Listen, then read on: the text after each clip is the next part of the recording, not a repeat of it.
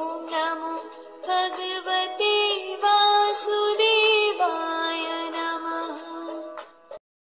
अभय हृदयर शुद्धता, ज्ञान जोगरे दृढ़ स्थिति, दान, इंद्रियों को बस करिबा, कामना को त्याग करिबा, शांति, अंतकरण रे चंचल न हेबा, निंदा न करिबा, प्राणी मानंक उपरे दया करिबा, सांसारिक विषय रे लालायित न हेबा, विनम्रता, अनुचित कार्यरु विरत रहिबा, तेज, क्षमा, पवित्रता, शत्रुता भाव न रखिबा ओ अहंकार शून्य। हे भारत, एही सबु दैवी संपद को नहीं उत्पन्न हेबा उत्तम पुरुषर लक्षण। हे पार्थ, दंभ, दर्प, अभिमान, क्रोध, कठोर वाणी और अज्ञान, एही सबु आसुरी संपद नहीं जन्म नहीं पुरुषर लक्षण। हे पांडव, दैवी संपद मोक्ष पाई और असुर संपद बंधन पाई बोली मानि निया जाइछे। तुमे दुख कर नहीं, कारण तुमे दैवी संपद सहित जन्म नहीं। हे पार्थ, एही लोकरे दुई प्रकारर प्राणी अछन्ते, दैवी और आसुरी। एथिरु दैवी गुण विषय रे जानि सारिछ, एबे आसुरी गुण को विस्तार भावरे मोठारु सुनाओ। आसुरी स्वभाव प्राणी ताको कौन करिबा को हेबो, कौन न करिबा उचित से कथा को जाने नाही, अथवा केउ कार्यरु दूर रे रहिबा कथा तार भीतर बाहर शुद्ध न थाए, तांकर भल आचरण न थाए, किंबा से सत्य को पालन करे नाही। से कहंती एही संसार असत्य आश्रय रहित ओ ईश्वर बिना से केवल स्त्री पुरुषंक मिलनरु जन्म होइछे।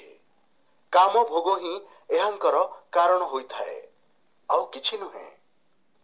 एही परी कारणरु अल्प बुद्धि और दुष्ट बुद्धि कर्म करिबा लोक जगतर शत्रु, से केवल जगतर विनाश पाई उत्पन्न हुअंती। से केबे असंपूर्ण काम को आश्रय दे दंभ, अभिमान और मदमस्त हुई भूल सिद्धांत को धारण करी मोहवश भ्रष्ट कार्य लिप्त रहे। से मृत्यु समय पर्यंत अनेक चिंतारे ग्रस्त हुई पदार्थ संग्रह और ताकु भोग करिबारे व्यस्त रुहे। सही कथा को ही से चिंता करुथाए। से आशारे अनेक बंधन रे बांधी हुई काम और क्रोध रे लिप्त हुई विषय भोगर पूर्ति पाई अनुचित ढंग रे धन संग्रह करने को चेष्टा करे। से भावंती कि आज मु एही धन पाइछि, एबे मु मोर मनोरथ को पूर्ण करिबी, एबे मो पाखरे एते धन अछि, पुणी एहाटारु अधिक धन भविष्यत रे आसीबो। एभली शत्रु मो द्वारा मरा जाइछन्ति, अन्य शत्रु मानंकु भी मारिबी। मु हेउछि ईश्वर, मु हेउछि भोगी, मु सिद्ध पुरुष, मु हेउछि बलवान और सुखी, मु धनवान एवं उच्च कूल रे जन्मित, मो समान आउ द्वितीय केही नाही। मु यज्ञ करिबी, दान देबी एवं मजा करिबी। से अज्ञान रे मोहित होई एही प्रकार बुझंती। एमिति अनेक कामना रे भ्रमित चितबाला विषय भोगर मोहजाल रे फसी रही ए लोकर नरक रे पड़ंती। धन और मानर गर्भ रे से लिप्त होई निजको ही श्रेष्ठ मन करी अभिमानी लोक शास्त्र विधि बिना ही नाम मात्र यज्ञ करंती।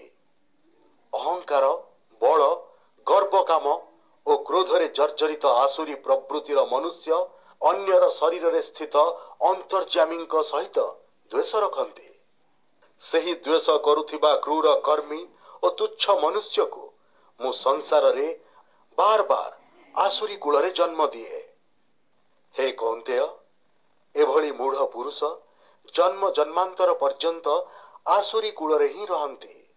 मते प्राप्त न होई ताठारु अधिक नीच गति को प्राप्त हुअंती। काम, क्रोध और लोभ एही तीन प्रकारर नरक द्वार जहा जीवात्मा को पंटा करंती। एथिपाई एही तीन को त्याग करिबा उचित। हे कौन्तेय, नरकर एही तीन द्वाररु मुक्त होइथिबा पुरुष निजर कल्याण रे आचरण करंती, आउ एही प्रकार परम गति को प्राप्त हुअंती। जेउ पुरुष ଶାସ୍ତ୍ର ବିଧିକୁ ତ୍ୟାଗ କରି ନିଜର ଇଚ୍ଛା ଅନୁସାରେ କାର୍ଯ୍ୟ କରେ, ସେ ନା ସିଦ୍ଧି ପ୍ରାପ୍ତ ହୁଏ, ନା ସୁଖ ନା ପରମ ଗତିକୁ ଲାଭ କରେ। ଏଥିପାଇଁ ଏହି ବ୍ୟବସ୍ଥାରେ କେଉଁ କର୍ତ୍ତବ୍ୟ କରିବା ଯୋଗ୍ୟ ଅଥବା କାହାକୁ ଛାଡ଼ିବା ଯୋଗ୍ୟ, ଏହା ଜାଣିବା ହିଁ ଶାସ୍ତ୍ର ହିଁ ତୁମ ପାଇଁ ପ୍ରମାଣ ରଖିଛି। ଏହାକୁ ଜାଣି ତୁମେ ଶାସ୍ତ୍ର ବିଧିରେ ନିଜର କର୍ମ କର।